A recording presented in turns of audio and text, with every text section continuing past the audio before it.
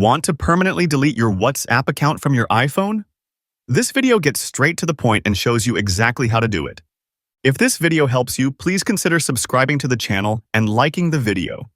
Remember that this action is permanent. It erases your message history and removes you from all your WhatsApp groups. To begin, you will need to open the WhatsApp application on your iPhone to access all of its features and settings.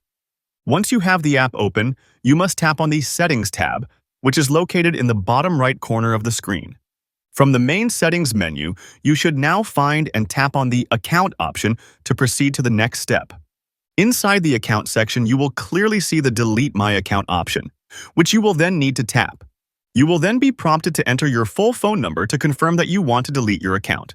Finally, tap on the Delete My Account button one last time to permanently erase your account and all of its data.